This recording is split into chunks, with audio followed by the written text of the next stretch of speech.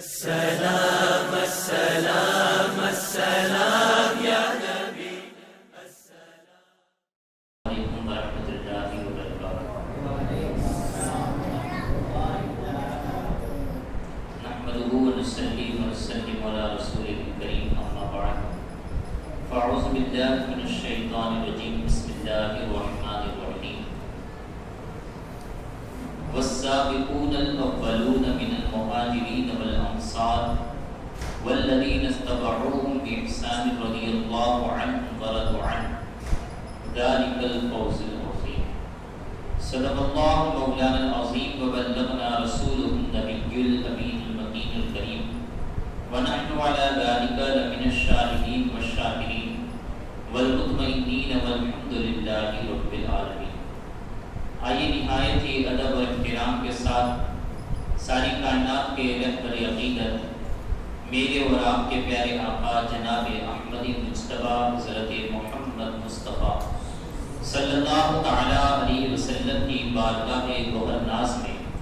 اپنی غلامی کا ثبوت پیش کرتے ہوئے بآواز بلند یہ درود پاک پیش کیجیے، پڑھی اللہم صلی علی سیدنا و مولانا محمد وعلی آل سیدنا و مولانا محمد بارک وسلم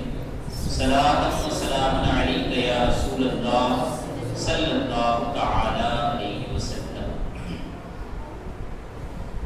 اللہ رب العزت کا نہایت ہی فضل و کرم اور اس کا احسان عظیم ہے کہ رب کریم نے ہمیں نیا اسلامی سال دکھایا۔ اللہ رب العزت کی بارگاہ میں نہایت ہی عاجزانہ اور انکسارانہ انداز میں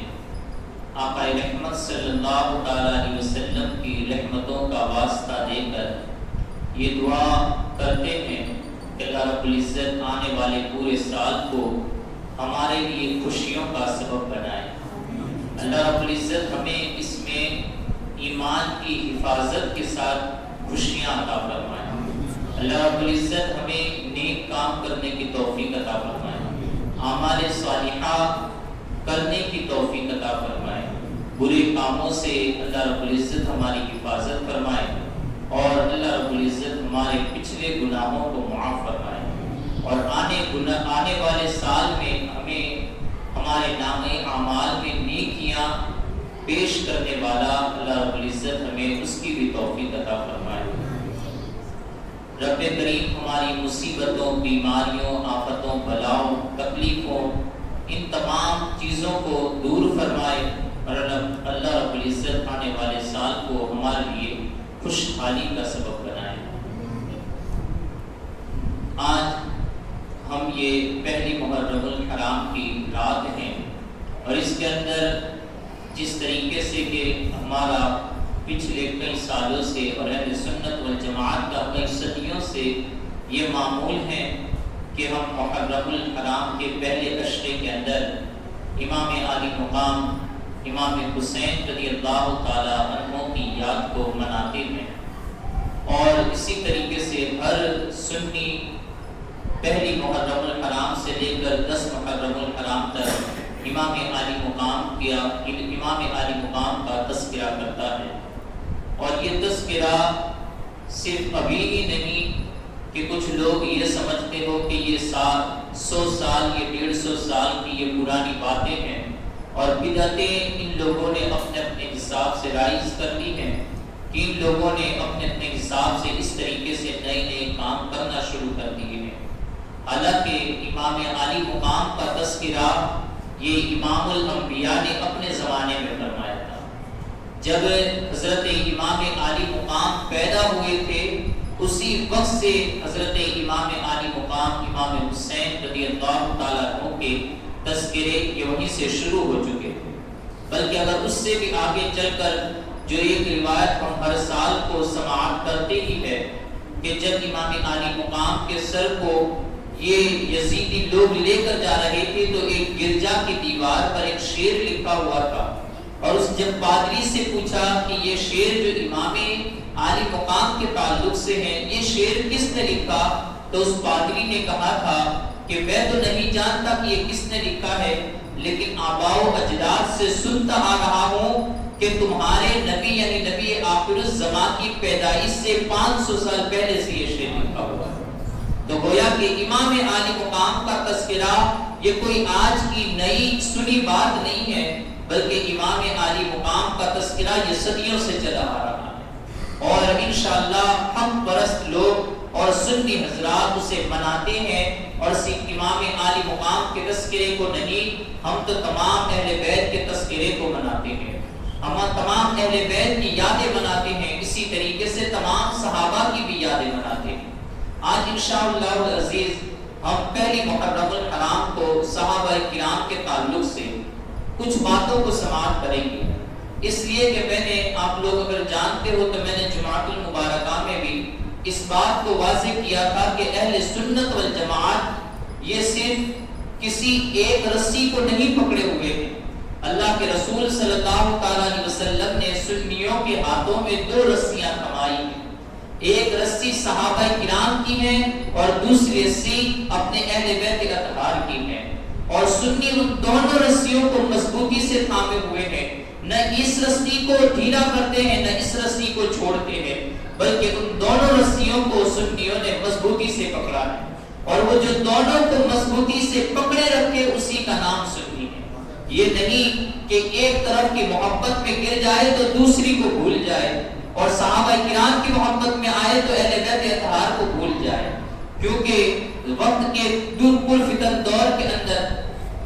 ہمیں یہ بھی دیکھنے کو ملتا ہے کہ ایک وہ بندہ جو صحابہ کرام کی تعریف کرنے میں لگ جاتا ہے تو وہ اہل بیت کی برائیاں شروع کر دیتا ہے، ایک وہ بندہ جو اہل بیت کی تعریفوں میں لگ جاتا ہے تو وہ صحابہ کرام کی برائیاں شروع کر دیتا ہے۔ حالانکہ اہل سنت والجماعت ایک میانہ روی کا مذہب ہے، اور آقا رحمت صلی اللہ علیہ وسلم نے ہمیں اس پر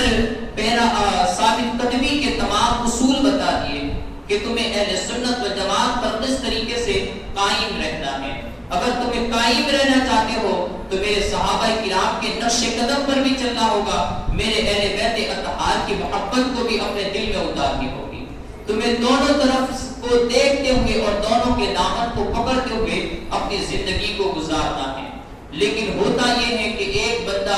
جب حضرت علی کا تذکرہ کرتا ہے تو حضرت امیر معاویہ، حضرت ابوبکر صدیق، حضرت عمر، حضرت عثمان غنی رضی اللہ تعالیٰ عنہ اور دیگر دوسرے کئی صحابہ کرام کے تذکرے کو بھلا بیٹھتا ہے۔ بھلا بیٹھنا تو بڑے دور کی بات ہے، وہ لوگ ان کی برائیاں کرنا شروع کر دیتے ہیں، معاذ اللہ رب العالمین۔ اور کچھ لوگ وہ بھی ہوتے ہیں جو اہل بیت اطہار کو کچھ سمجھتے ہی نہیں ہیں، نہ ان سے محبت کے دعوے دار ہوتے ہیں، نہ ان کے فضائل اور مناقب کو بیان کرتے ہیں، بلکہ کبھی کبھار تو یہ بھی دیکھا جاتا ہے کہ وہ اہل بیت اطہار کی شان کو گھٹاتے ہوئے بھی نظر آتے ہیں، ان کی برائیاں بھی کرتے ہوئے نظر آتے ہیں۔ حالانکہ ہم اہل سنت والجماعت ہیں، ہمیں درمیانی چال چلنا چاہیے، درمیانی راستے کو اختیار کرنا چاہیے۔ ہم صحابہ کرام کو بھی دل و جان سے مانتے ہیں اور اہل بیت اطہار کو بھی دل و جان سے مانتے ہیں، اور دونوں پر اپنے جان و مال ہر چیز کو قربان کرنا، یہ بھی ہمارے اندر یہ طاقت و قوت بھی رکھتے ہیں، اور یہ ایمان رکھتے ہیں کہ اگر ان کی ناموس کی بات آئے تو ہم اپنی جانوں اور اپنی مالوں کو بھی قربان کر دے سکتے ہیں انشاءاللہ العزیز۔ تو الغرض ہم صحابہ کرام کے تعلق سے آج کچھ باتیں سماعت کریں گے اور دیکھیں گے کہ جو لوگ صرف اہل بیت اطہار، چونکہ موضوع صحابہ کرام کا ہے تو انشاءاللہ العزیز آج کی نشست کے اندر جو فضائل ہوں گے اور جو باتیں بتائی جائے گی تو وہ صحابہ کرام کے تعلق سے ہوگی۔ اس کا مطلب یہ نہیں ہے کہ میں اہل بیت اطہار کو ان سے کم مقام کا سمجھتے ہیں یا ان کے فضائل کو کچھ کم سمجھتے ہیں، ایسا ذرہ بھی نہیں ہے، بلکہ چونکہ موضوع صحابہ کرام کے تعلق سے ہے تو پھر باتیں، روایتیں یہ تمام صحابہ کرام کے تعلق سے آئے گی۔ جب اہل بیت اطہار کا موضوع ہوگا تو اس وقت روایتیں، حدیثیں، قرآنی آیات یہ تمام ان کے تعلق سے آئے گی۔ جیسا کہ یوں سمجھ لیجئے کہ ایک وہ بندہ ہے جو سیب بیچ رہا ہے اور ایک وہ بندہ ہے، یا یوں سمجھ لیجئے کہ ایک بندہ کہ جسے یہ موضوع دیا گیا ہے کہ تمہیں چیکو کے فضائل بیان کرنے ہیں، تو اگر وہ اس کے مفادات اور اس کے فائدے بیان کرے گا تو اس کا مطلب یہ نہیں کہ اس کے جیسا کوئی دوسرا پھل ہی نہیں ہے، نہیں، اس کی ابھی غرض یہ ہے، اس کا پوائنٹ یہ ہے تو جب وہ اس کے فائدے بتائے گا، چیکو کے فائدے بتائے گا، تو اس سے یہ بات سمجھ میں نہیں آتی کہ سیب اس کے سامنے کچھ بھی نہیں ہے، سیب یا دوسرے جو پھل فروٹ ہیں وہ اس کے سامنے کچھ بھی نہیں ہے، نہیں، ابھی اس کا پوائنٹ یہ ہے تو اسی کے حساب سے اس کو ثابت کر رہا ہے۔ جب اس کا پوائنٹ اسی بندے کو دیا جائے کہ سیب کے فضائل بیان کرو تو اس سے بھی اعلیٰ درجے کے بیان فرمائے گا، چونکہ اللہ نے جس کے اندر جیسی تاثیر رکھی ہے وہ اللہ نے ان کے ایسا ہی مقام رکھا ہے، اور اللہ نے جیسا مقام کلام مجید میں جس کو عطا فرمایا ہے تو پھر ان کے فضائل کو کوئی گھٹانا بھی چاہے تو گھٹا نہیں سکتا ہے۔ البس درود پاک پڑھی، اللہم صلی علی سیدنا مولانا محمد وعلی آل سیدنا مولانا محمد مبارک وسلم، صلاۃ و سلام علیک یا رسول اللہ صلی اللہ تعالی علیہ وسلم۔ اعلیٰ حضرت امام عشق و محبت امام احمد رضا خان فاضل بریلوی رضی اللہ تعالیٰ عنہ نے اپنے نعتیہ کلام کے اندر بہت ہی بہترین اشعار آپ نے صحابہ کرام کے تعلق سے بھی پیروئے ہیں، اور نعت کے بھی آقا رحمت صلی اللہ علیہ وسلم کی بھی تعریف و توصیف بیان فرمائی ہے۔ فرماتے ہیں ذرے جھڑ کر تیری پیزاروں کے، ذرے جھڑ کر تیری پیزاروں کے تاجے سر بنتے ہیں سیاروں کے، تاجے سر بنتے ہیں سیاروں کے، سیارے کہتے ہیں ستاروں کو۔ فرماتے ہیں کہ جو آپ کے تلووں سے جو قطرے جھڑ جاتے ہیں، یعنی نبی رحمت صلی اللہ علیہ وسلم کے اگر پاؤں کا غسل کیا جائے تو اس سے جو قطرات ٹپکتے ہیں، تو فرمایا ستارے بھی اپنے اپنے کٹورے لے کر کھڑے ہو جاتے ہیں کہ نبی رحمت صلی اللہ علیہ وسلم کے تلووں سے نکلنے والا ایک قطرہ اگر ہمیں مل جائے تو ہماری چمک کے اندر اور اضافہ ہو جائے گا۔ سبحان اللہ۔ فرمایا تاجے سر بنتے ہیں سیاروں کے، ذرے جھڑ کر تیری پیزاروں کے، تاجے سر بنتے ہیں سیاروں کے، اور ہم سے چوروں پہ جو فرمائے کرم، ہم سے چوروں پہ جو فرمائے کرم، خلق زر بنے پستاروں کے، خلق زر بنے پستاروں کے۔ اور فرمایا میرے آقا کا وہ در ہے جس پر، میرے آقا کا وہ در ہے جس پر ماتھے گھس جاتے ہیں سرداروں کے، ماتھے گھس جاتے ہیں سرداروں کے۔ اور فرمایا جان و دل تیرے قدم پر وارے، جان و دل تیرے قدم پر، جان و دل تیرے قدم پر وارے، کیا نصیبیں ہیں تیرے یاروں کے، کیا نصیبیں ہیں تیرے یاروں کے، صدق و عدل و کرم و ہمت میں، صدق و عدل و کرم و ہمت میں۔ صدق حضرت ابو بکر صدیق کی صفت ہے، اور عدل حضرت عمر کی صفت ہے، کرم یعنی نوازش اور سخاوت یہ حضرت عثمان غنی رضی اللہ تعالیٰ عنہ کی صفت ہے، اور اسی طریقے سے ہمت و بہادری یہ حضرت مولا کائنات علی شیر خدا رضی اللہ تعالیٰ عنہ کی صفت ہے۔ فرمایا صدق و عدل و کرم و ہمت میں، صدق و عدل و کرم و ہمت میں، چار سو سہرے ہیں، چار سو سہرے ہیں ان چاروں کے، چار سو سہرے ہیں ان چاروں کے، اور پہلے تسلیم علی میدان میں، پہلے تسلیم علی میدان میں، سر جھکے رہتے ہیں تلواروں کے، سر جھکے رہتے ہیں تلواروں کے۔ اور پھر فرمایا کیسے آقاؤں کا بندہ ہوں رضا، کیسے آقاؤں کا بندہ ہوں رضا، بول بالے ہیں میری سرکاروں کے، بول بالے ہیں میری سرکاروں کے، ذرے جھڑ کر تیری پیزاروں کے، تاجے سر بنتے ہیں سیاروں کے۔ درود پاک پڑھی، اللہم صلی علی سیدنا و مولانا محمد وعلی آل سیدنا مولانا محمد مبارک وسلم، صلاۃ و سلام علیک یا رسول اللہ صلی اللہ تعالی علیہ وسلم۔ ابھی جو میں نے آپ کو ایک تمہیدی گفتگو کے طور پر مختصراً بتایا کہ کچھ لوگ ایسے بھی حال کے اندر پائے جاتے ہیں کہ جو کسی ایک طرف چل پڑتے ہیں تو دوسری طرف کی برائیاں شروع کر دیتے ہیں۔ حالانکہ اس کا مطلب میں یہ نہیں کہہ رہا ہوں کہ صحابہ کرام کی آپ تعریف نہیں کر سکتے یا اہل بیت اطہار کی تعریف نہیں کر سکتے، تعریف آپ کسی کی بھی کر سکتے ہیں۔ آپ صحابہ کرام کی تعریف کرتے ہوں گے تو اس کا مطلب اہل بیت اطہار کے گستاخ نہیں کہے جائیں گے، یا اہل بیت اطہار کی تعریفیں کرتے ہیں تو صحابہ کرام کے گستاخ نہیں کہے جائیں گے، یا اہل بیت اطہار کی تعریف کرنے سے آپ شیعہ نہیں کہلائے جائیں گے۔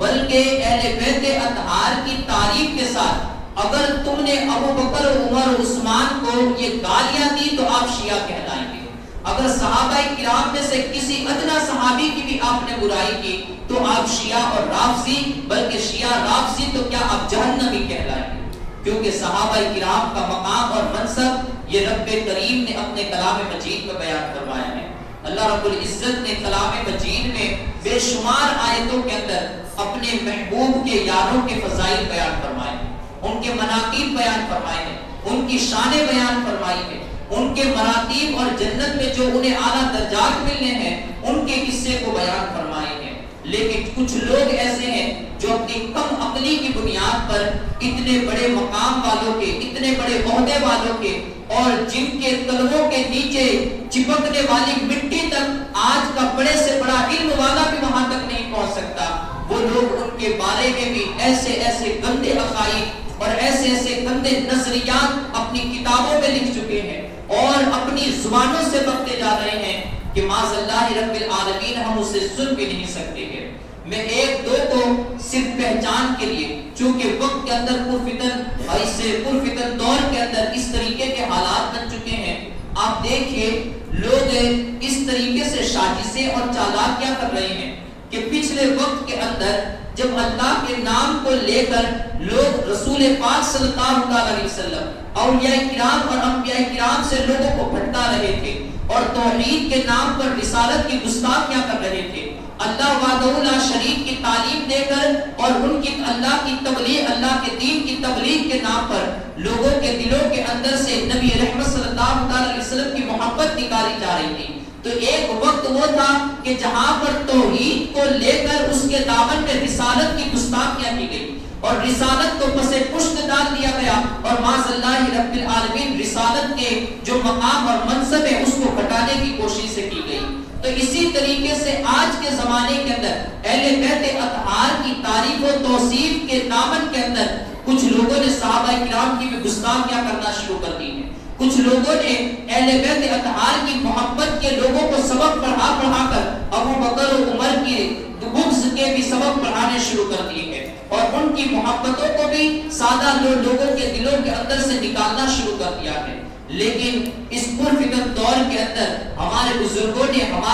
ہمارے لیے وہ لوگ رہنمائی بنتے ہیں اور ان لوگوں نے ہمارے سامنے کلام مجید کو بھی کھول کر رکھ دیا اور بتایا کہ جس طریقے سے اللہ نے اہل بیت اطہار کو اپنے کلام کے اندر حصہ عطا فرمایا ہے، اسی طریقے سے اللہ نے صحابہ کرام کو بھی اپنے کلام کا حصہ بنایا ہے۔ جس طریقے سے تعریف و توصیف یہ صحابہ کرام کی بتائی اہل بیت اطہار کی بیان کی گئی ہے، ویسے ہی تعریف و توصیف اللہ نے اپنے محبوب کے یاروں کی بھی بیان فرمائی ہے۔ جس طریقے سے اللہ نے اپنے محبوب کی آل کی تعریف و توصیف بیان فرمائی ہے، اسی طریقے سے اپنے محبوب کے محبوبوں کی بھی تعریف و توصیف بیان فرمائی ہے۔ آئیے ایک دو باتیں، حالانکہ یہ سننے لائق باتیں ہی نہیں ہیں کہ جو ہمارے کان بھی ان باتوں کو سننے سے پہلے، یعنی ان لوگوں کی گھٹیا عقیدے اور گھٹیا نظریات کو سننے سے پہلے اللہ رب العزت ہمارے کانوں کو بہرا کر دے معاذ اللہ، کیونکہ وہ چیزیں ایسی ہیں کہ جو ایک سنی سن ہی نہیں سکتا ہے۔ جو صحابہ کرام اور اہل بیت اطہار سے محبت کرنے والا ہے وہ بندہ ان چیزوں کو سن ہی نہیں سکتا ہے۔ لیکن یہاں پر تعلیم امت اور ان بزدلوں اور ان بد عقیدہ لوگوں کو پہچاننے کے لیے ایک دو باتوں کو بیان کرتے ہیں۔ کہتے ہیں امام باقر رضی اللہ تعالی عنہ سے روایت ہے، اب یہ جو بات بتائی جا رہی ہے وہ حیات القلوب حصہ دویم اور یہ شیعوں کی کتاب ہے، اس کے اندر بتایا گیا، اس کے اندر لکھا گیا۔ حالانکہ امام باقر رضی اللہ تعالی عنہ یہ حضرت سیدنا ابو بکر صدیق رضی اللہ تعالی عنہ کی نسل سے یہ آپ کے نواسے بھی لگ رہے ہیں، حضرت امام باقر۔ لیکن اب دیکھیے کہ کس طریقے سے جھوٹی روایتیں یہ سادہ لوگوں کے سامنے پیش کی جا رہی ہیں۔ فرماتے ہیں کہ جناب رسول خدا صلی اللہ علیہ وسلم نے دنیا سے رحلت فرمائی تو 4 اشخاص یعنی علی ابن ابی طالب، مقداد، سلمان فارسی اور ابو ذر کے سوا سب کے سب تمام کے تمام لوگ یہ مرتد ہو گئے تھے معاذ اللہ رب العالمین۔ اب یہاں پر ان چاروں کے نام گنائے گئے کہ حضرت علی، حضرت مقداد، حضرت سلمان اور حضرت ابو ذر، ان کے علاوہ دوسرے صحابہ کرام اب صحابہ کرام کی لسٹ کو ملاحظہ کر لیجئے کہ کچھ صحابہ کرام کہ جن کا تذکرہ اہل بیت اطہار میں بھی آتا ہے. حضرت عباس کہا گئے یہ بھی آقا رحمت صلی اللہ علیہ وسلم کے چچا ہیں, اہل بیت اطہار کے فرد ہیں. حضرت امام حسن اور امام حسین یہ بھی صحابی ہیں اور آقا رحمت صلی اللہ علیہ وسلم کے نواسے ہیں. حضرت امام فاطمہ الزہرا رضی اللہ تعالی عنہا یہ بھی صحابیہ ہیں اور آقا رحمت صلی اللہ علیہ وسلم کی بیٹی ہیں. اگر تمام صحابہ یہ مرتد ہو گئے ان چار کے علاوہ تو پھر اس لسٹ کے اندر تو حضرت ماں فاطمہ بھی آ جائے گی, حضرت حسنین کریمین بھی آ جائیں گے, حضرت عباس اور حضرت حمزہ رضی اللہ تعالی عنہ بھی آ جائیں گے. الغرض یہ ایک باطل اور جھوٹی اور ایک پھینک دینے والی روایت ہے جو حضرت امام باقر کی طرف ایک جھوٹ کو منسوخ کر کے بیان کی گئی ہے. اسی طریقے سے ایک اور بندہ اور ایک اور جاہل شخص لکھتا ہے, کہتا ہے کہ حضرت اس نے کہا کہ خلفائے خاطی اور غیر معصوم تھے. حیات القلوب جلد دوم میں ملا باقر مجلسی ملعون لکھتا ہے کہ اگر سب ابو بکر کی بیعت کر لیتے تو خداوند عالم اہل زمین پر عذاب نازل کر دیتا اور کوئی زمین پر زندہ نہ رہتا. گویا کہ وہ حضرت ابو بکر صدیق رضی اللہ تعالیٰ عنہ کو بھی بیعت کے لائق تو کیا بلکہ وہ یہ سمجھتا ہے کہ حضرت ابو بکر صدیق رضی اللہ تعالیٰ عنہ معاذ اللہ رب العالمین یہ مسلمان ہی نہیں تھے. اسی طریقے سے حضرت طلحہ اور حضرت زبیر یہ وہ تمام نام ہیں کہ جو عشرے مبشرہ میں شامل ہیں, لیکن وہ حق الیقین کر کے ایک کتاب ہے اس کے صفحہ نمبر 231 پر ہے کہ حضرت طلحہ اور حضرت زبیر یہ مرتد ہو گئے تھے معاذ اللہ رب العالمین. اسی طریقے سے حضرت عثمان رضی اللہ تعالیٰ عنہ کے بارے میں لکھا گیا اسی حق الیقین کتاب کے صفحہ نمبر 280 پر کہ حضرت عثمان کا قتل معاذ اللہ رب العالمین کفر پر ہوا. اب یہ اتنی گھٹیا عقیدے اہل بیت صحابہ کرام کے تعلق سے اور بھی بہت سارے عقائد جو بیان کیے گئے ہیں, الغرض ہمیں اس سے کوئی غرض نہیں ہے. ہمیں اپنی تعلیم اور تربیت کے لیے کہ لوگ ایسے بھی پائے جاتے ہیں زمانے میں کہ جہاں پر اللہ نے جن نفوس قدسیہ کے مقام کو آسمان کی طرف صاف رکھ کر ہمارے سامنے بیان کر دیا ہے, لیکن لوگ ان کے اوپر بھی کیچڑ اچھالنے کی کوشش کر رہے ہیں. اب آؤ ہم رب کے کلام کی طرف چلتے ہیں. اللہ رب العزت نے ان لوگوں کے مقام کو کیسا بیان فرمایا ہے. اللہ رب العزت کلام مجید میں ارشاد فرماتا ہے والسابقون الاولون من المہاجرین والانصار, اور وہ لوگ مہاجرین اور انصار میں سے جو سبقت کر گئے مقدم آئے یعنی جو پہلے ایمان لے آئے, والذین اتبعوہم بإحسان, اور جتنے لوگ اخلاص کے ساتھ ان کے پیرو ہوئے یعنی جتنے لوگوں نے اخلاص نیت کے ساتھ خلوص نیت کے ساتھ ان کے پیروکار ہوئے, رضی اللہ عنہم ورضوا عنہ, تو اللہ ان سے بھی راضی ہو گیا اور وہ اللہ سے بھی راضی ہو گئے. یہ اللہ نے مہاجرین اور انصار کی تعریف کو بیان فرمایا کہ مہاجرین اور انصار میں سے جو پہلے ایمان لانے والے ہیں, فرمایا کہ وہ تمام کے تمام تو یہ ہیں کہ وہ تو مومن اور اللہ ان سے راضی اور وہ بھی اللہ سے راضی ہو گیا, لیکن ساتھ میں فرمایا والذین اتبعوہم بإحسان, جو ان کے پیروکار بھی ہوئے اللہ ان سے بھی راضی ہو گئے.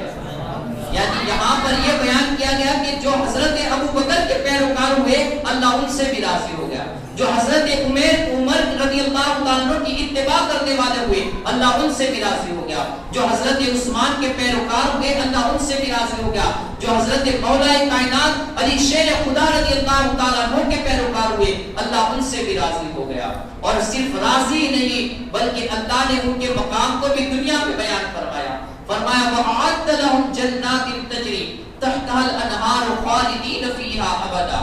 اور اللہ رب العزت نے جنت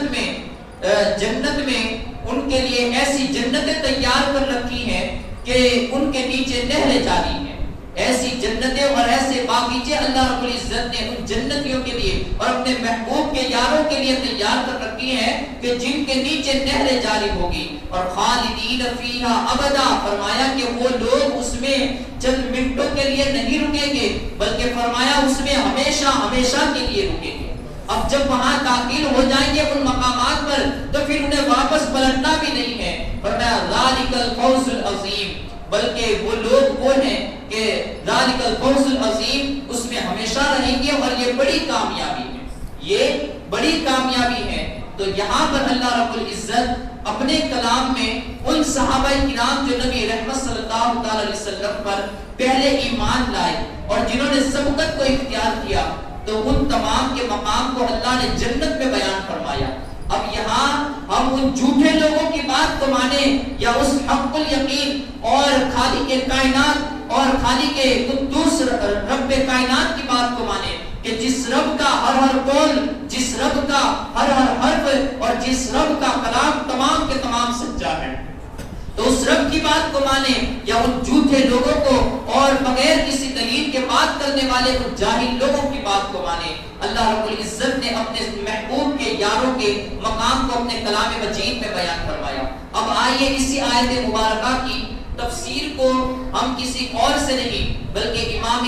इमाम हुसैन रज़ियल्लाहु ताला अन्हु के बाबा हजरत मौलाए कायनात इल्म के शहर के दरवाजे हजरत अली शेर खुदा रज़ियल्लाहु ताला अन्हु से समाअत करते हैं। हजरत अली रज़ियल्लाहु ताला अन्हु ये अपनी कूफा की जामे मस्जिद के मिंबर पर तशरीफ फरमा है और उसी वक्त जब ये आयत मुबारका तिलावत की गई वस्साबिकूनल अव्वलून मिनल मुहाजिरीन वल अंसार, तो एक शख्स मजमे में से खड़ा हो गया और कहा कि हुजूर अमीरुल मोमिनीन या अली इब्न अबी तालिब, इस आयत मुबारका से मुराद कौन लोग हैं, यानी इस आयत मुबारका से मुराद कौन से सहाबाए किराम हैं। तो हजरत अली रज़ियल्लाहु ताला अन्हु ने इरशाद फरमाया वाना मिनहुम व अबू बकर व उमर व उस्मान व जमीए कुल्ली सहाबा, और फरमाया कि इस आयत मुबारका से मुराद मेरी जात है और इस आयत मुबारका से मुराद अबू बकर सिद्दीक की जात है, हजरत उमर की जात है, हजरत उस्मान की जात है और वो तमाम सहाबाए किराम की जात मुराद है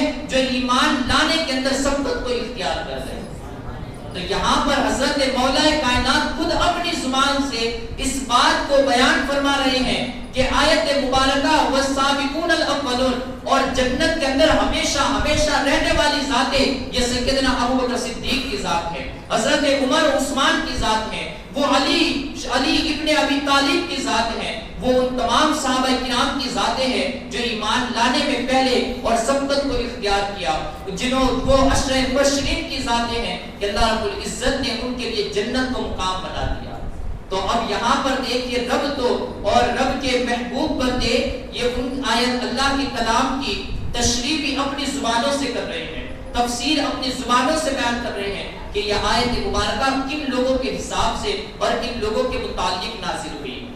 लेकिन फिर भी कुछ लोगों ने उन सहाबाए किराम और बड़े बड़े सहाबाए किराम को ये मुनाफिक कहना शुरू हो गए और उन लोगों ने ये दावा, जैसा कि अभी हमने सुना हजरत इमाम बाकर की तरफ जो झूठ मंसूब करके रिवायत बयान की गई, क्या रहमत सल्लल्लाहु अलैहि वसल्लम के इंतकाल के बाद बहुत तमाम के तमाम लोग ये मुर्तद हो गए। हालांकि उस वक्त कुछ लोग मुर्तद हुए थे लेकिन वो मुनकिरीन ज़कात थे, उनमें से कुछ लोग वो थे जो मुस्लिमतुल कज़्ज़ाब की तरफ हो गए थे। लेकिन ये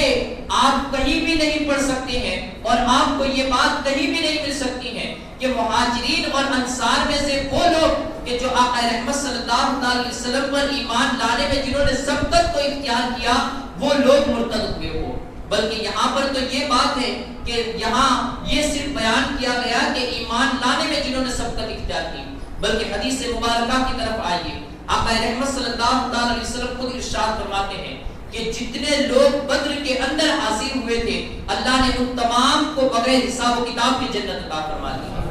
अब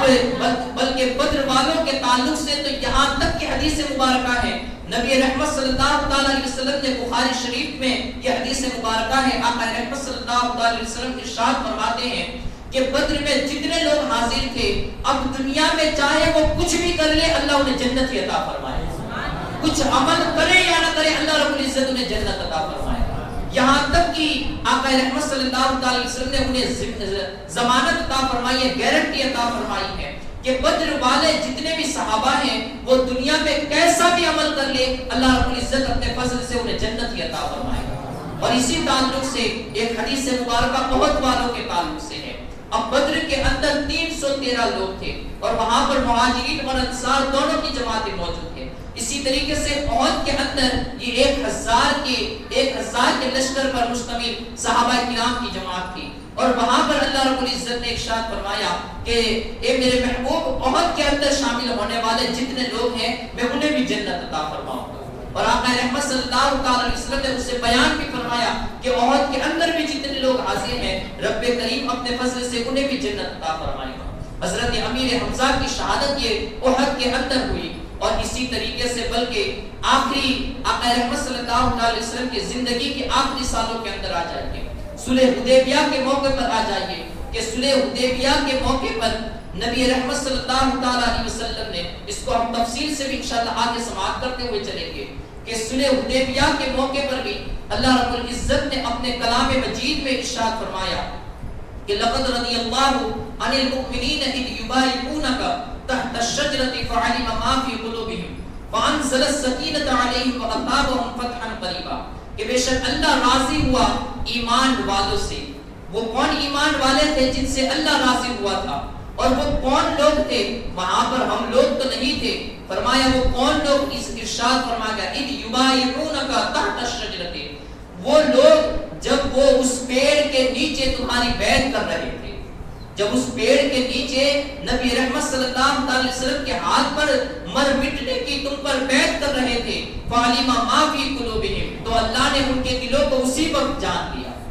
اللہ نے ان کے دلوں کو جان لیا. فانزل السکینۃ علیہم, تو پھر ان کے اوپر سکینہ کو اتارا, یعنی سکون اور چین و سکون اطمینان کو اتار دیا. وَأَصَابَهُمْ فَتْحًا قَرِيبًا, اور انہیں جلد آنے والی فتح کا انعام دیا, یعنی اللہ رب العزت انہیں جلد ہی فتح بھی عطا فرمائے گا. تو اب یہاں پر اس آیت مبارکہ میں اللہ رب العزت نے دو تین باتوں کو بیان فرمایا کہ اللہ ان مومنین سے راضی ہو گیا. اب مومنین تمام صحابہ کرام بھی مومن ہی تھے, تو صحابہ کرام بھی وہاں پر موجود تھے, اور جتنے صحابہ وہاں پر اس درخت کے نیچے نبی رحمت صلی اللہ علیہ وسلم کی بیعت لے رہے تھے, ان تمام صحابہ کرام کے تعلق سے رب نے ارشاد فرمایا کہ اللہ نے ان صحابہ کرام کے دلوں کو پہچان لیا, ان کے دلوں کو پہچان لیا. اب جب دل پہچان لیے تبھی تو یہ ذمہ داری تھی اور یہ ضمانت تھی کہ اللہ ان سے راضی ہو گیا. اب جب راضی ہو گیا تو جنت بھی انہیں عطا فرمائے گا. تو وہ اللہ نے ایسی غیبی ایک خبر عطا فرمائی, فرمایا کہ یہ وہ لوگ ہیں جن کا خاتمہ بھی ایمان ہی پر ہونا ہے,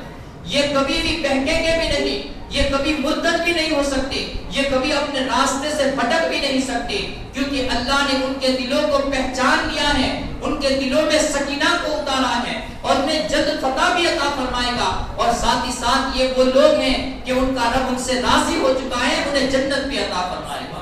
اور پھر آگے کی طرف بھی اشارہ فرمایا, کہا کہ کچھ لوگوں کو یہ وسوسہ ہو سکتا ہے کہ ہو سکتا ہے کہ یہ فتح جو ہے وہاں تک کہ اللہ نے خبر عطا فرمائی کہ فتح تو فتح مکہ ہوا, اب اس کے بعد کہ اللہ اس وقت ان سے راضی ہوا ہو, لیکن بعد میں ہو سکتا ہے کہ پھر ان کے پھر جانے سے ناراض ہو جائے. لیکن اللہ نے پھر آگے کی ایک خبر عطا فرما دی, فرمایا اگر تم نے پہچاننا چاہو بعد میں جا کر کہ کس طریقے سے ان کو پہچان سکتے ہو کہ اللہ انہی لوگوں سے خوش ہے, تو فرمایا یہی لوگوں کو اپنے دھیان میں بٹھا لو کہ یہاں پر اس درخت کے نیچے کون کون بیعت کرنے والے ہیں, ان کی لسٹ بنا لو. اور پھر فرمایا وَمَغَانِمَ كَثِيرَةً يَأْخُذُونَهَا, اور پھر ایک وقت وہ آئے گا کہ میں انہی کے ہاتھوں میں بہت ساری غنیمت عطا فرماؤں گا, یعنی بہت سارے قلعوں کو یہ فتح کریں گے, بہت ساری فتوحات کو حاصل کریں گے, اور وہ حاصل کرنے کے بعد ان کے ہاتھوں کے اندر مال و متاع بھی آئے گا,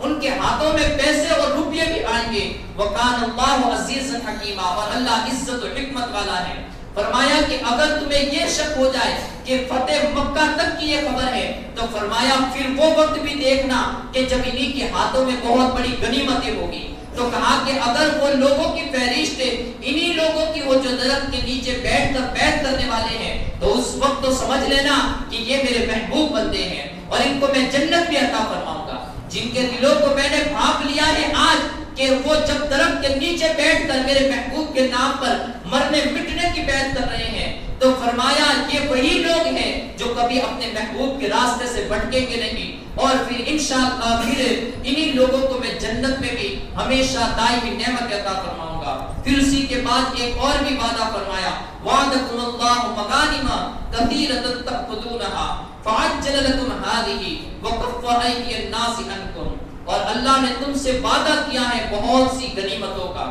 کہ تم لوگے، یعنی بہت سی غنیمتوں کا تم سے رب وعدہ فرما رہا ہے کہ تم بہت ساری غنیمتیں اس دنیا سے حاصل کرو گے۔ تو فرمایا اس وقت تو ان کو پہچان لینا کہ جب ان کے ہاتھوں پر بڑے بڑے قلعے فتح ہوں گے۔ اب آئیے تاریخ کی روشنی کے اندر کہ کن کے ہاتھوں میں قلعے فتح ہوئے ہیں اور وہ کون سے لوگ ہیں کہ جنہوں نے غنیمتوں کو حاصل کیا ہے۔ حضرت سیدنا ابو بکر صدیق رضی اللہ تعالیٰ عنہ کا زمانہ خلافت یہ 2-2.5 سال کا ہی چلا ہے، لیکن اس وقت اسلام عرب سے نکل کر ملک شام کی سرحدوں کے اندر داخل ہو چکا تھا اور وہاں تک کا پورا ایریا یہ سیدنا ابو بکر صدیق رضی اللہ تعالیٰ عنہ کے ہاتھ پر فتح ہو چکا تھا۔ پھر اسی طریقے سے یہ آقا رحمت صلی اللہ علیہ وسلم کی جب آخری سانسیں چل رہی تھی تو جنگ بلکہ نبی رحمت صلی اللہ علیہ وسلم کے پہلے جنگ موتا کا قیام ہو چکا تھا، اور اس کے بعد حضرت سیدنا ابو بکر صدیق رضی اللہ تعالیٰ عنہ کے زمانے کے اندر ملک شام کے 6 سے 7 بڑے بڑے قلعے یہ اسلام کی فتوحات کے اندر شامل ہو گئے۔ اور پھر جب حضرت سیدنا عمر رضی اللہ تعالیٰ عنہ کا زمانہ آیا تو اس وقت پھر دیکھا گیا کہ پورا ملک شام، بلکہ ملک شام ہی نہیں، عراق اور ایران تک کی وہ تمام چیزیں، ہندوستان کی سرحدوں تک یہ حضرت عمر کے زمانے کے اندر اسلام آ گیا۔ پھر کچھ وہ حصے باقی رہ گئے تھے حضرت عثمان غنی کے زمانے میں، وہ بھی وہاں تک بھی اسلام پھیلتا چلا گیا۔ تو یہ وہ لوگ ہیں کہ جنہوں نے اسلام کی آبیاری فرمائی، اور اللہ نے جو ان سے وعدہ فرمایا تھا کہ تمہیں مغانم کثیرہ عطا کروں گا، تمہیں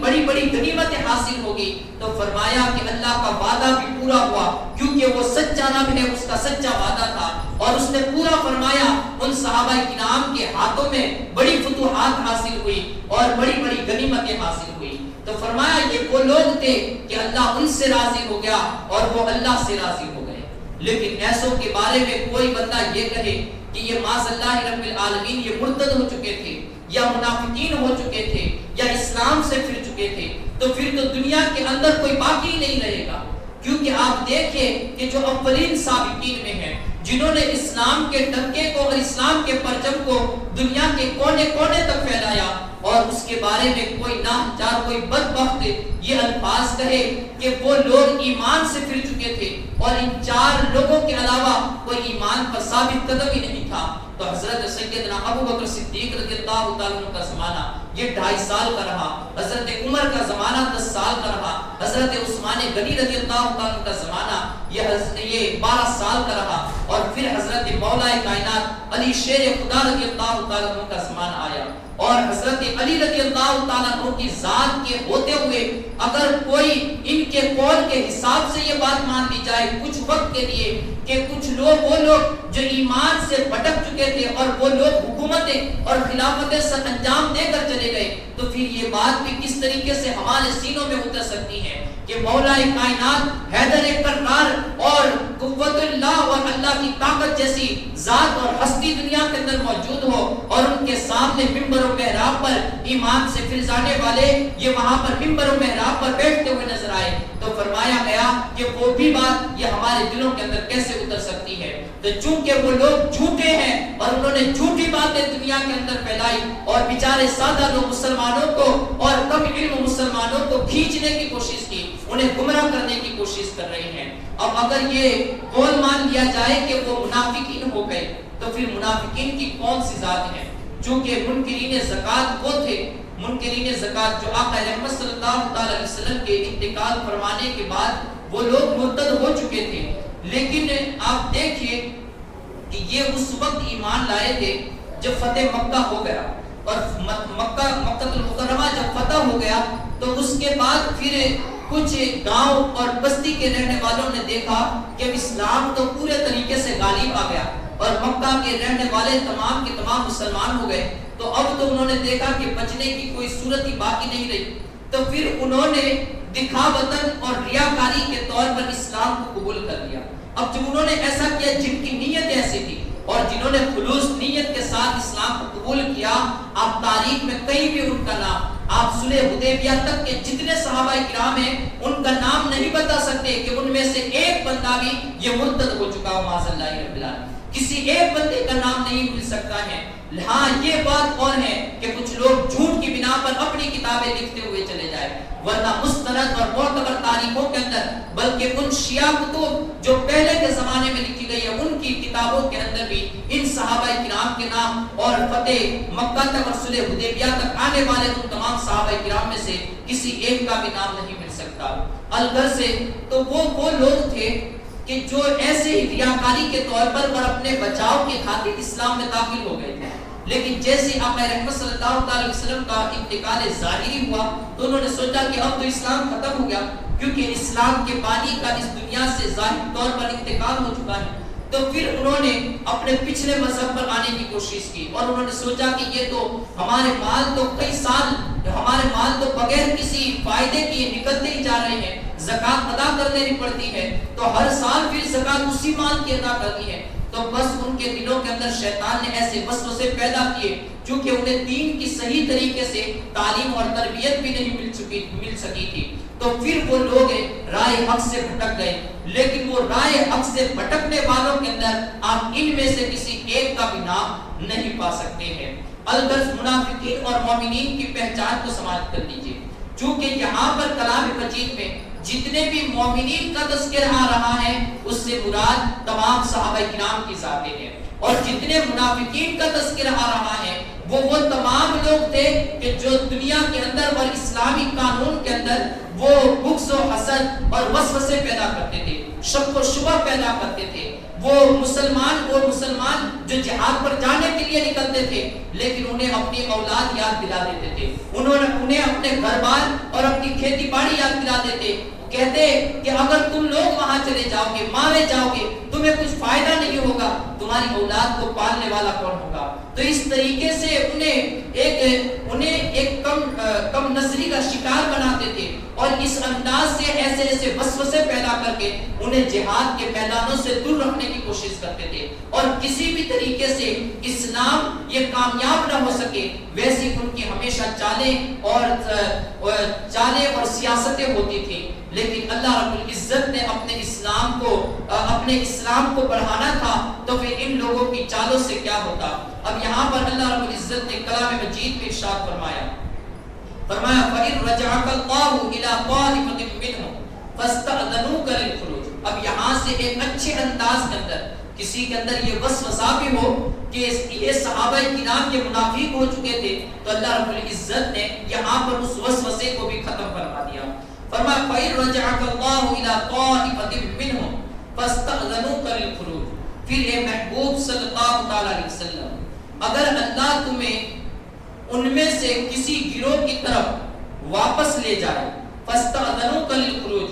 اور وہ تم سے جہاد کی نکلنے کی اجازت مانگے، یعنی وہ لوگ جو پہلے جہاد میں آنا پسند نہیں کرتے تھے، اب اس سے مراد منافقین کی جماعتیں ہیں، تو فرمایا کہ وہ یہ چاہے کہ ہم لوگ جہاد میں آپ کے ساتھ آئے، کیونکہ پہلے کے جہاد اور اسلام کی شروعاتی دور کے اندر یہ تھا کہ صرف خوف اور موت ہی موت سامنے تھی، اس طرف 313 تھے اور ساتھ میں ساز و سامان بھی نہیں تھا، اور سامنے بڑی بڑی فوجیں ہوتی تھی اور ہٹے کٹے، اور ساتھ ہی ساتھ وہ اپنے پیٹ کو بھرے ہوئے بھی ہوتے تھے، ہتھیار اور ساز و سامان بھی زیادہ ان کے پاس ہوتا تھا، اور یہاں پر مسلمان اپنی لاٹھیوں اور لکڑیوں کو لے کر کبھی کسی کے پاس کچھ نہ ہوا تو راستے میں چلتے ہوئے کسی درخت کی ٹہنی کو توڑ رہا ہے، اور اس طریقے سے اپنے بچاؤ کے خاطر، اپنے دفاع کے خاطر کسی لکڑی کو تیار کر رہا ہے، اور اس انداز سے مسلمان میدان جنگ کے اندر جاتے تھے، ان کے پاس لڑنے کے ساتھ سامان تک نہیں تھے۔ ان منافقین نے دیکھا کہ ان کے پاس تو لڑنے کے ساتھ سامان تک نہیں ہے،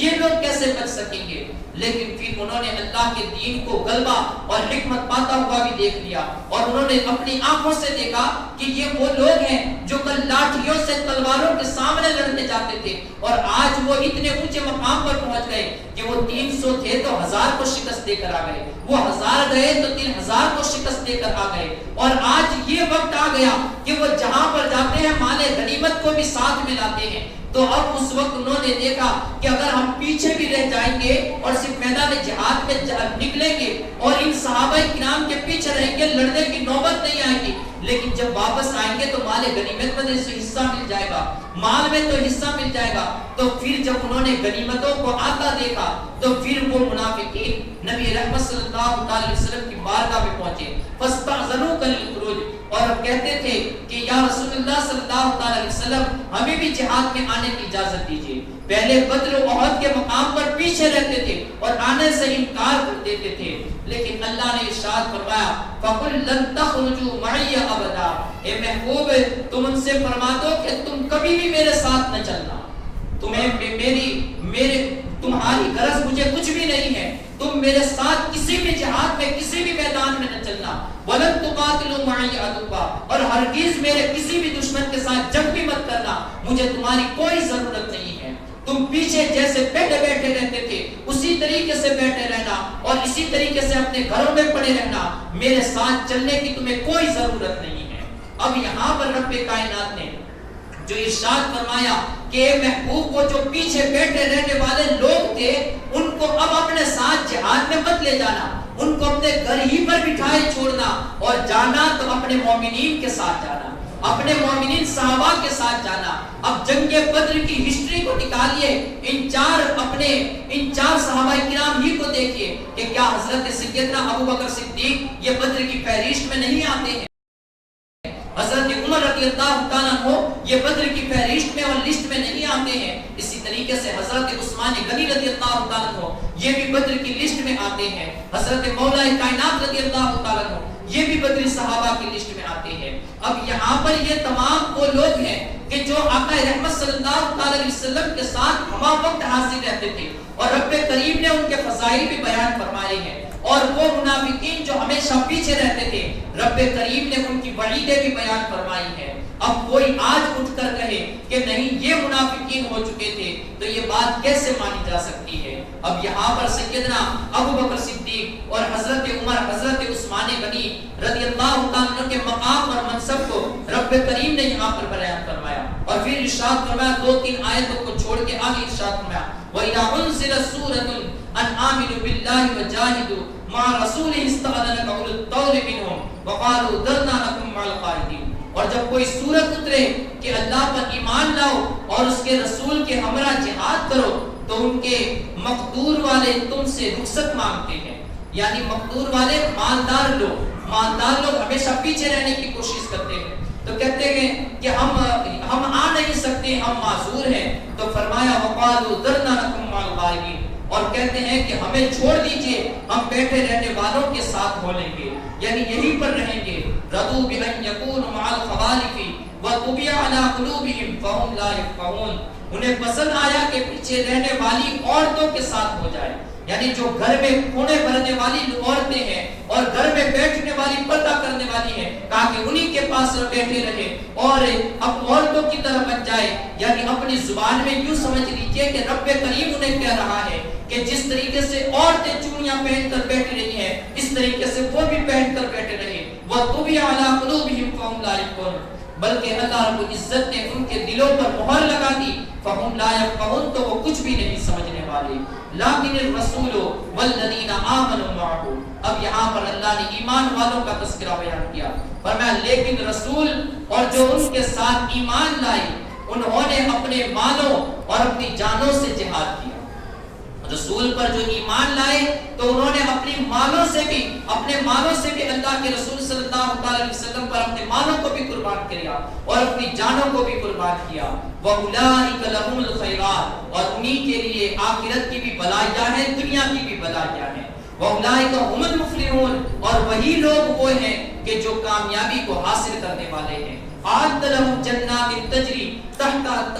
من تحتها الأنهار خالدين فيها ذلك الفوز العظيم، جو پہلے آیت مبارکہ میں بیان کیا گیا تھا کہ انہی کے لیے جنتیں ایسی تیار کی گئی ہیں جن کے نیچے نہریں رواں ہیں، اللہ نے یہاں پر بھی اسی چیز کو بیان فرمایا کہ یہی وہ صحابہ کرام اور یہی وہ مومنین کی جماعت ہے کہ جن کے لیے اللہ رب العزت نے اپنی جنت کو تیار کر رکھا ہے، جن کے نیچے نہریں جاری ہیں۔ تو فرمایا کہ یہ وہ لوگ ہیں کہ اللہ رب العزت انہیں جنت عطا فرمائے گا۔ تو یہ صحابہ کرام کی تعداد اور یہ صحابہ کرام کا مقام ہے کہ صحابہ کرام میں سے کوئی بندہ ایسا نہیں تھا کہ جو منافق ہو چکا ہو. ہاں وہ لوگ تھے منکرین زکات تھے اور مسلمۃ الکذاب کے کچھ ساتھی تھے، لیکن وہ صحابی نہیں تھے، کیونکہ صحابی کہتے اسے ہیں جو محبت کے ساتھ ایمان لائے اور آقا رحمت صلی اللہ علیہ وسلم کی محبت میں اس طریقے سے گرفتار ہو جائے کہ وہ اپنی جانوں کو بھی اپنے نبی کے نام پر قربان کر دے، اپنی مالوں کو بھی اپنے نبی کے نام پر قربان کر دے، اور جب رب اور رسول کی بات آئے تو پھر اس کا دھیان کسی اور طرف نہ جائے، بلکہ وہ ہر چیز کو آقا رحمت صلی اللہ علیہ وسلم اللہ اور اس کے رسول کے نام پر قربان کر دے. اسی کا نام مومن ہے. اور پھر اس وقت جو مومن تھے وہ صحابہ تھے، اور اس وقت بھی اگر کوئی ایسے مومن پائے جائے تو وہ اہل سنت والجماعت کے لوگ ہوں گے کہ جو آج بھی اپنی جانوں اور اپنی مالوں کو اللہ اور اس کے رسول کے نام پر قربان کرتے آ رہے ہیں اور قربان کرتے انشاءاللہ العزیز رہیں گے. تو یہ وہ صحابہ کرام کی ذات ہیں. آپ دیکھیں صاحب حضرت ابوبکر صدیق رضی اللہ تعالیٰ کو زندگی میں کئی مرتبہ آپ نے اپنے تمام مال و متاع کو اللہ کے رسول کے نام پر قربان کر دیا. ایسی باری بھی آئی کہ ایک وقت اپنے بدن پر ٹاٹ پہننا پڑا، لیکن اپنے بدن کے کپڑے اتار کر بھی اللہ کے نام پر اور اللہ کے رسول کے نام پر آپ نے قربان کر دیے. اس حد تک حضرت سیدنا ابوبکر صدیق رضی اللہ تعالیٰ عنہ نے اپنے مال و متاع کو اللہ اور اس کے رسول کے راستے پر قربان کر دیا. حضرت سیدنا عمر رضی اللہ تعالیٰ عنہ کی ذات لوگ انہیں منافقین کی لسٹ کے اندر لکھنے کی کوشش کریں. اللہ کے رسول صلی اللہ علیہ وسلم کی یہ محبوب صحابی یعنی حضرت عمر رضی اللہ تعالیٰ عنہ، یہ تو اس ذات کا نام ہے کہ اگر مومن اور کافر کی پہچان اگر کرنی ہو تو حضرت عمر کا نام ہی کافی ہو جاتا ہے. حضرت عمر ایسی شخصیت کا نام ہے. جب ابی بن کعب یہ جب اس کا انتقال ہوا اور اس وقت عبداللہ ابن ابی جو منافقوں کا سردار تھا، معاذاللہ رب العالمین، پہلے صحابی کا نام تھا عبداللہ ابن سلول، جو منافقوں عبداللہ ابن ابی بن سلول یہ منافقوں کا سردار تھا. اور اس وقت جب اس کا انتقال ہوا تو چونکہ اس کا بیٹا یہ مومن ہو چکا تھا اور وہ منافقوں کا سردار تھا، آقا رحمت صلی اللہ علیہ وسلم کی بارگاہ میں اس نے آ کر عرض کیا کہ یا رسول اللہ صلی اللہ علیہ وسلم میرے باپ کی آپ نماز جنازہ کو پڑھا دیجئے. نبی رحمت صلی اللہ علیہ وسلم نماز جنازہ پڑھانے کے لیے راضی ہو گئے، چونکہ ان کا بیٹا یہ نیا نیا ایمان لایا تھا. تو اس وقت نبی رحمت صلی اللہ علیہ وسلم نماز جنازہ پڑھانے کے لیے راضی ہو گئے.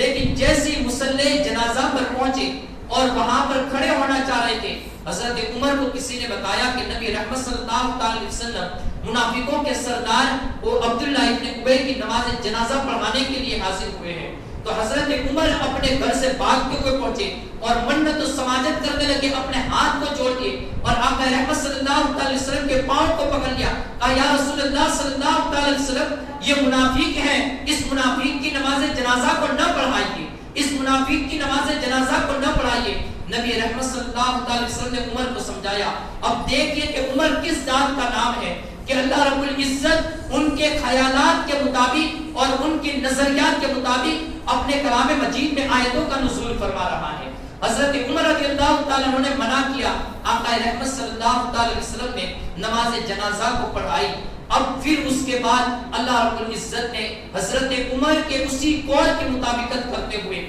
آیت مبارکہ کا نزول فرمایا وَلَا تُصَلِّ عَلَىٰ أَحَدٍ مِّنْهُمْ مَاتَ أَبَدًا وَلَا تَقُمْ عَلَىٰ قَبْرِهِ، اور ان میں سے کسی کی بھی میت پر کبھی نماز نہ پڑھنا، کبھی نماز نہ پڑھنا، وَلَا تَقُمْ عَلَىٰ قَبْرِهِ، اور نہ کبھی کسی کی قبر پر، ان منافقین میں سے کسی کی قبر پر کھڑے ہونا. اب یہاں پر مطابقت دیکھیے، کچھ لوگ اس واقعے کو غلط طریقے سے بیان کرتے ہیں. وہ یہ کہتے ہیں کہ کلام مجید میں تو اللہ نے عبداللہ ابن سلول یعنی منافقوں کے سردار کی نماز جنازہ پڑھانے سے نبی رحمت صلی اللہ علیہ وسلم کو منع فرمایا، پھر بھی نبی رحمت صلی اللہ علیہ وسلم نے اس کی نماز جنازہ پڑھائی. تو وہ ایک دل آزاری کا معاملہ تھا اور دل کی مطابقت کا معاملہ تھا کہ نبی رحمت صلی اللہ علیہ وسلم نے اس کی دل آزاری نہ ہو اس وجہ سے نماز جنازہ پڑھائی. نہیں، بات یہ ہے کہ حضرت عمر منع کر رہے تھے تو وہ اپنے خیالات اور اپنے نظریات کی بنیاد پر منع کر رہے تھے. اس وقت اللہ رب العزت کی طرف سے کوئی حکم نازل نہیں ہوا تھا، لیکن جب نبی رحمت صلی اللہ علیہ وسلم نے نماز جنازہ پڑھائی اس وقت بھی کوئی حکم نازل نہیں ہوا تھا، بلکہ آقا رحمت صلی اللہ علیہ وسلم نے نماز جنازہ یہ پڑھا لی. اب جیسے ہی نماز جنازہ ختم ہوئی اس اس کے بعد اللہ کا کلام نازل ہوا۔ اب یہاں پر اللہ نے اپنے محبوب کی شان کو بھی بیان فرمایا۔ کچھ لوگ اسے سمجھ نہیں سکتے ہیں، لیکن اس آیت مبارکہ کے اندر بھی اللہ نے اپنے محبوب کی شان کو بیان فرمایا ہے کہ میرے محبوب کو میں نے شریعت کا ایسا اختیار عطا فرمایا ہے کہ میرا محبوب اگر اپنے حساب سے جو کرنا چاہے وہ کر سکتا ہے۔ اگر منائی کرنا تھا تو رب کریم جنازے پر، مصلی جنازہ پر چڑھنے سے پہلے آیت مبارکہ کا نزول فرماتا، لیکن اللہ رب العزت کی رحمتیں بھی اس وقت تک منتظر رہی کہ میرے محبوب نماز جنازہ ختم کر لے، اس کے بعد کوئی اصول بنایا جائے۔ آقا نے نماز جنازہ ختم فرمائی اور جبریل امین حاضر خدمت ہوئے اور فرمایا وَلَا تُصَلِّ عَلَىٰ أَحَدٍ مِّنْهُمْ مَاتَ أَبَدًا وَلَا تَقُمْ عَلَىٰ قَبْرِهِ۔ اے محبوب، اب اگر ان میں سے کسی کا انتقال ہو جائے تو کسی کی نماز جنازہ پڑھانا مت اور نہ کسی کی قبر پر کھڑے ہونا۔ جب اپنے محبوب کی باری آئی کہ وہ پڑھانے پر راضی تھے تو رب نے انہیں اجازت عطا فرمائی۔ وہاں تک کوئی قانون نہ اترا، وہاں حضرت عمر چاہ بھی رہے تھے لیکن کوئی قانون نہ اترا، لیکن جیسے ہی حضرت نبی رحمت صلی اللہ علیہ وسلم نے اپنے قدموں کو پیچھے ہٹایا، رب کا اصول بھی آ گیا، حضرت عمر کی تائید بھی ہو گئی۔ اب یہاں پر ایک اور نقطے سے، ایک اور آیت مبارکہ سے اگر اس کو ہم سمجھتے ہوئے چلے تو جو دماغ میں اگر نہ بھی سمجھ میں آئی وہ تو سمجھ میں آ جائے گی کہ جب منافقوں نے مدینہ منورہ میں ایک مسجد بنائی تو اس وقت منافقوں نے یہ چاہا تھا کہ آقا رحمت صلی اللہ علیہ وسلم ہماری مسجد میں آ کر 2 رکعت نماز کو ادا کر لیں۔ اگر 2 رکعت نماز کو ادا کر لے تو پھر اس مسجد کے اندر ہم نماز پڑھتے رہیں گے۔ تو اب اس وقت دیکھیے کہ دونوں سیغوں کے اعتبار سے بھی، عربی گرامر کے حساب سے بھی اگر آپ دیکھنا چاہیں تو بالکل سیم الفاظ ہیں۔ وہاں پر فرمایا وَلَا تُصَلِّ عَلَىٰ أَحَدٍ مِّنْهُمْ مَاتَ أَبَدًا، لا وہاں پر بھی آیا ولا، اور وہاں پر بھی ابدا آیا۔ اور اسی طریقے سے ایک دوسری آیت مبارکہ کہ جب ان منافقوں نے چاہا کہ نبی رحمت صلی اللہ علیہ وسلم آئے اور ہماری مسجد میں کھڑے ہو کر 2 رکعت نماز ادا کر لی، آقا رحمت صلی اللہ علیہ وسلم پہلے ٹال مٹول کرتے رہے اور فرمایا کہ میں جنگ پر جا رہا ہوں، جب آؤں گا تب دیکھی جائے گی۔ اب آقا رحمت صلی اللہ علیہ وسلم جب آئے اور ان لوگوں نے دعوت بھی دی، بلانے کے لیے بھی آ گئے، ابھی جیسے اٹھنا ہی چاہ رہے تھے کہ اللہ نے اسی وقت کلام کا نزول فرمایا، فرمایا وَلَا تَقُمْ عَلَىٰ لَا تَقُمْ فِيهِ أَبَدًا، اے میرے محبوب اس مسجد میں کبھی بھی کھڑے نہ ہونا،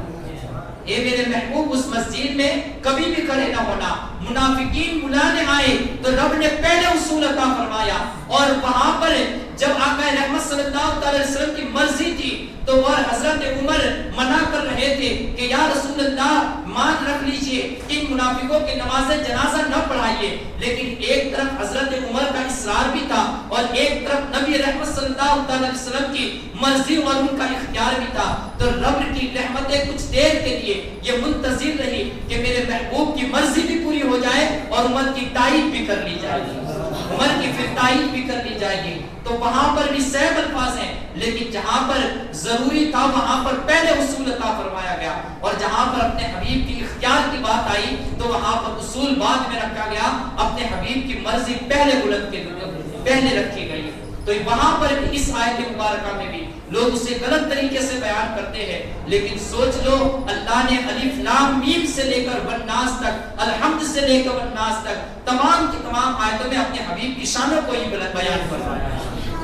تو الغرض یہ حضرت عمر کی ذات ہے کہ حضرت عمر کو رب نے ایسا اونچا مقام عطا فرمایا، اور ایسے عمر کے بارے میں کوئی منافقین ہونے کا اگر کوئی زبان چلائے تو اس سے کوئی مومن اور کوئی اہل سنت والجماعت، کوئی مسلمان اسے کیسے برداشت کر سکتا ہے۔ الغرض تمام صحابہ کرام، میرے نبی کے تمام جانثار صحابہ کرام، یہ تمام کے تمام جنتی ہیں۔ حضرت ابو بکر بھی جنتی ہے، حضرت عمر بھی جنتی ہے، حضرت عثمان بھی جنتی ہے، حضرت مولا کائنات بھی جنتی ہے، حضرت امیر معاویہ بھی جنتی ہے، حضرت امام حسن بھی جنتی ہے، حضرت امام حسین بھی جنتی ہے، حضرت ابو سفیان اور دیگر جتنے بھی نبی رحمت صلی اللہ علیہ وسلم کے صحابہ ہیں وہ تمام کے تمام جنتی ہیں۔ رب کریم ان کے فیضان سے مجھے اور آپ سبھی کو مالا مال فرمائے، اور اللہ رب العزت ان تمام کے نقش قدم پر ہمیں چلنے کی توفیق عطا فرمائے۔ واخر دعوانا الحمدللہ رب العالمین۔ السلام